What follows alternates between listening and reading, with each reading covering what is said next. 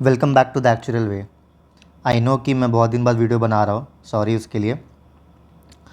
तो हम आज क्वेश्चन करेंगे IIT जैम MS 2020 का।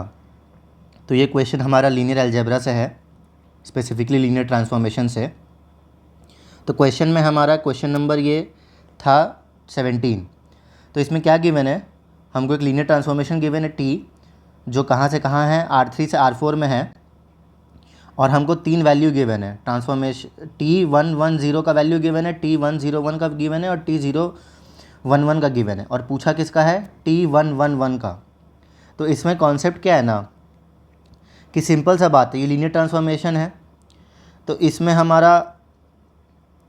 हमको ये निकालना है, इसका हम लोग को ट्रांसफॉर्मेशन निकालना है। तो हम लोग इसको लेके चलेंगे क्योंकि हम लोग को ट्रांसफॉर्मेशन तो पता नहीं है ना।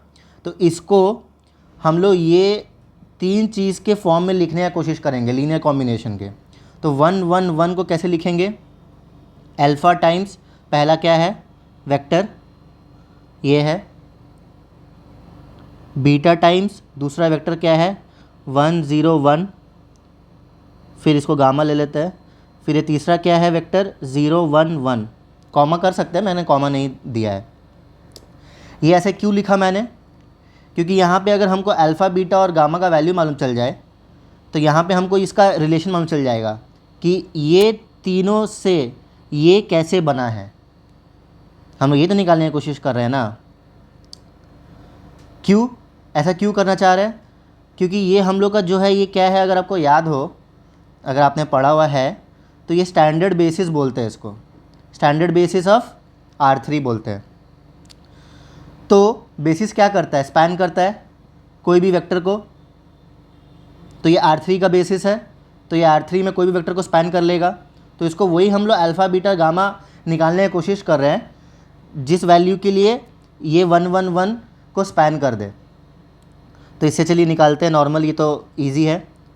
तो यहाँ पे हमारा LHS में 111 वेक्टर है। फिर इसको हम लोग कैसे लिख सकते हैं, जब खोलेंगे तो पहला हमारा कंपोनेंट क्या हो जाएगा, अल्फ़ा प्लस बीटा। दूसरा कंपोनेंट क्या हो जाएगा, अल्फ़ा प्लस गामा।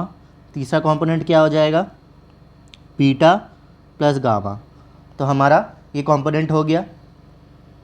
अब हम LHS और RHS को कंपेयर कर लेंगे। तो अल्फ़ा प्लस बीटा क्या है, 1 है। अल्फ़ा प्लस गामा क्या है, 1 है। बीटा प्लस गामा क्या है, 1 है। अब इससे हम लोग अल्फ़ा बीटा गामा का वैल्यू निकालने की कोशिश करेंगे। तो इसमें पहला 2 इक्वेशन को हम लोग ऐड करेंगे तो क्या आएगा, 2 alpha plus beta gamma is equals to 2। अब बीटा प्लस गामा हम लोग को पता है 1 है, तो इसको हम लोग यहाँ पे 1 लिख लेते हैं। तो इससे हमारा अल्फ़ा क्या आ गया, 1/2। अब हमको अल्फ़ा 1/2 मिल चुका है। तो अब यहाँ हम पुट करेंगे, यहाँ हम पुट करेंगे तो हमको बीटा और गामा मिल जाएगा। तो जब आप करके देखेंगे तो क्या आएगा आपका, बीटा हाफ आएगा, गामा भी हाफ आएगा। तो हमने अल्फ़ा बीटा गामा तीनों को निकाल लिया है। तो अब इसका हम लोग जो मेन पर्पस था उसमें इसको लिखते हैं। तो अल्फ़ा का वैल्यू ये था, तो हमारा बीटा का वैल्यू भी ये था 101। फिर गामा का वैल्यू भी ये था 001 होगा, सॉरी 011 है। अब हमको ट्रांसफॉर्मेशन करना है इसका। तो हम लोग नेक्स्ट स्टेप क्या करेंगे, ट्रांसफॉर्मेशन लगा देंगे। अब ये तो लीनियर ट्रांसफॉर्मेशन है, तो जैसे ही इसको लगाएंगे तो ये तो स्केलर है, ये ट्रांसफॉर्मेशन के बाहर आ जाएगा। ये भी स्केलर है, ट्रांसफॉर्मेशन के बाहर आ जाएगा। ये भी स्केलर जो कि बाहर आ जाएगा। अब हम लोग क्या करेंगे, अब हमको ये निकालना है, ये गिवन है, ये गिवन है, ये गिवन है, बस हो गया हमारा काम। सो 1/2 ट्रांसफॉर्मेशन ऑफ 110 क्या गिवन है, 2000। तो वो उसको यहाँ लिख देंगे। फिर ट्रांसफॉर्मेशन ऑफ 101 क्या गिवन है, 2400।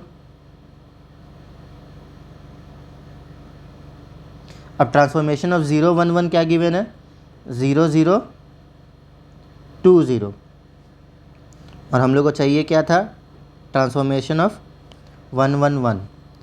अब हम लोग का राइट हैंड साइड में क्या बन जा रहा है, वेक्टर्स 1 0 0 0 1 2 0 0 0 0 1 0। अब इसको हम लोग कंपोनेंट वाइज ऐड कर देंगे तो हमारा क्या बन गया, 2 2 1 0। तो ये हमारा आंसर है कि हमारा जो ट्रांसफॉर्मेशन लगा 1 1 1 पे वो हमारा 2 2 1 0 आया। इसमें ऑप्शन है तो पहला नहीं है, दूसरा नहीं है, हमारा ऑप्शन क्या है, 2 2 1 0 तीसरा है। तो इसका राइट आंसर सी है। आई होप आपको ये कॉन्सेप्ट बहुत अच्छे से क्लियर हुआ होगा। ये कॉन्सेप्ट बहुत इंपॉर्टेंट है। लीनियर ट्रांसफॉर्मेशन आई नो थोड़ा सा टफ हो जाता है स्टैट्स वाले स्टूडेंट्स के लिए, लेकिन you have to prepare it very thoroughly. So because of this I am thinking of starting linear algebra